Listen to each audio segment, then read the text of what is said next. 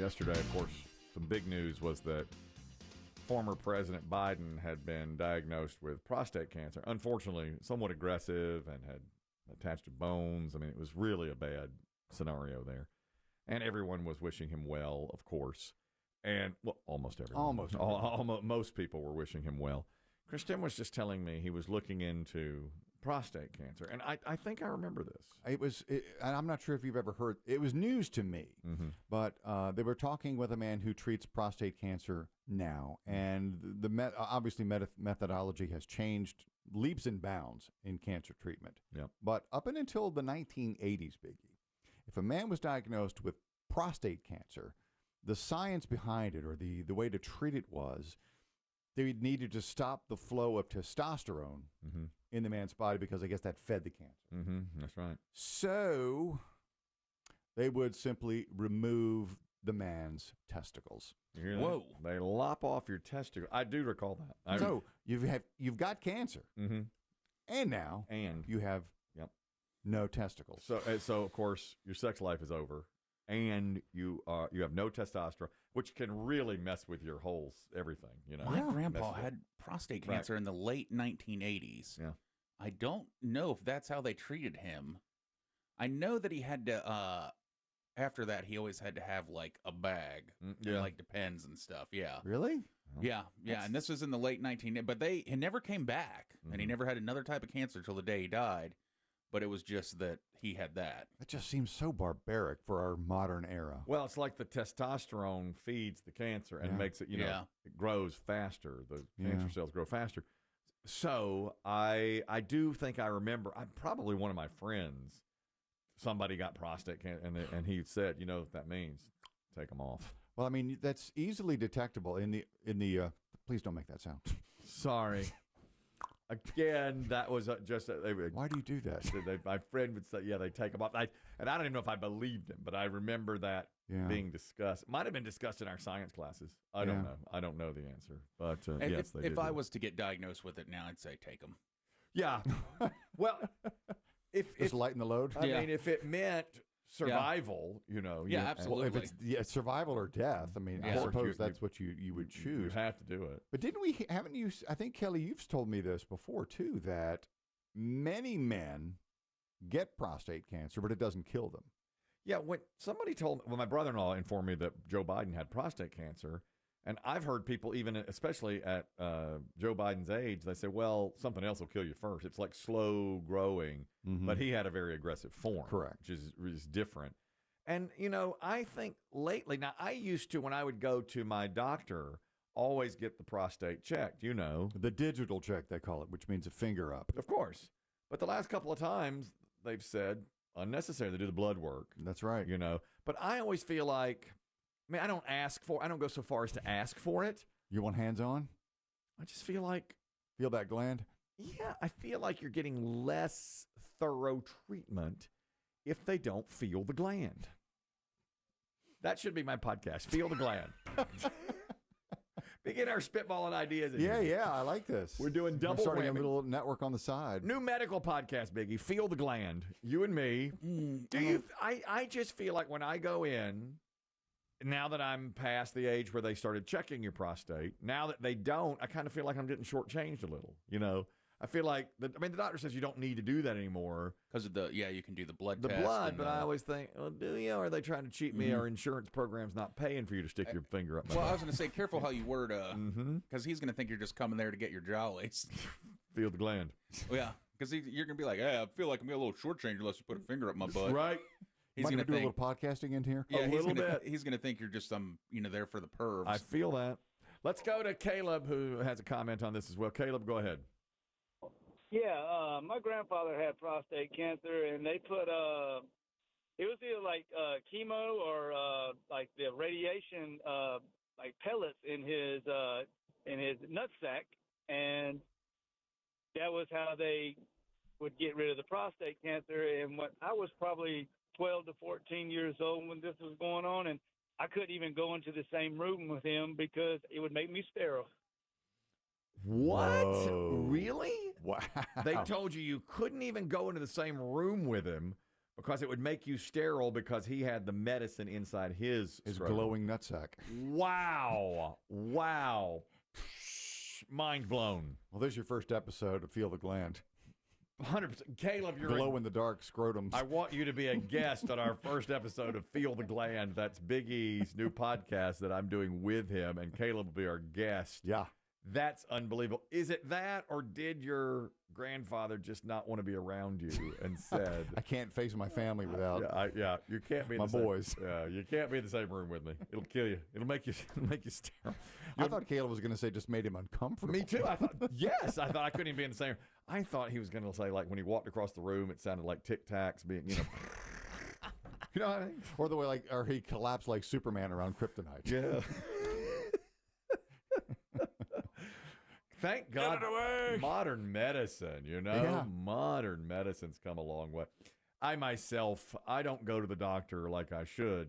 I battled just recently. This is not, I don't want to compare my condition to Joe Biden's because I don't have cancer and he does. You've been treated for it. I've been treated. A now small that, one. a small, on the side of my face. But recently, I lost my voice and had a sore throat for a month before I finally went to the Minute Clinic. She gives me an antibiotic. It's gone within 2 or 3 days, and I'm still, and then I tell my wife, I'm like, well, I'm not taking the rest of this antibiotic. She goes, oh, yes, you are. You got to go through the whole stuff. That's what you're supposed to do with those. I know. I have to keep on taking it now. Your face has looked a little bit rougher today. I hope I'm not. No, the cream is the longer you do it, the longer you do the chemotherapy cream, the redder your face gets. And when I went to dermatologist number 2, if you're following this saga, I said, well, I've been doing this for about 7 or 8 days now, and I'm not seeing any redness. She goes, well, it will come, and it has. She goes, give it 10 to 15 days, and you're going to see. Okay. And you have to do it for a month. So a month. I'm about 2 weeks in. Yeah, Okay. and so it'll continue. Can you feel it? Does it tingle? It feels like the mildest of sunburns is what it feels like. And a little bit of an itch and a little bit of a tingle. Are you playing pickleball in a burqa, or do you have to wait until the sun sets? I I was told to stay out of the midday sun. And if I do play, yes, I wear a burqa, which is, I'm not playing as well. Peripheral vision and all. Right. You have to have it. Exactly right. Like a beekeeper's mask. Yeah. And you have it on at all times. And I'm going to start looking like I had a bad chemical peel, and that's just all there is to it. The political side, not only of the Joe Biden cancer diagnosis, but there's one more piece of politics here. I don't know if you've seen this story. Look, I'm on Facebook. So this blew up on my Facebook the other day, and I didn't know why. Everybody wanted James Comey put in prison for attempted assassination of President Trump. James Comey, the former FBI director, and I didn't understand it. I saw some seashells, and then I saw memes of seashells saying, James Comey, go to prison, written in seashells. And I was like, why are people writing in seashells? What has Comey done now? So what happened was James Comey was on the beach, and either he or someone had put the numbers 8647 spelled out in seashells on the beach. Well, apparently this is something which, unbeknownst to me, it's 8647, which means get rid of the 47th president, President Trump. Well, as soon as James Comey takes a picture of it and puts it on his Instagram, everybody says, oh, he wants to murder President Trump. And Comey's caption was, I'm paraphrasing, basically, interesting shell formation on my beach walk today. Right. Okay. Right. Well, now, no comment. Okay. Other than that. Well, then all of a sudden, all hell breaks loose for James Comey. The Secret Service wants to talk to him, and I think they did. They did, and he took the post down, and so now he was on the Sunday news shows. You know why?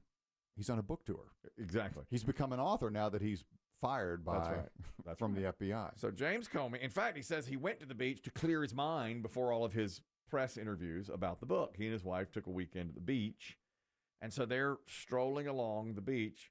This is my favorite part of this whole story. He says it was completely innocent, and he did what I would do.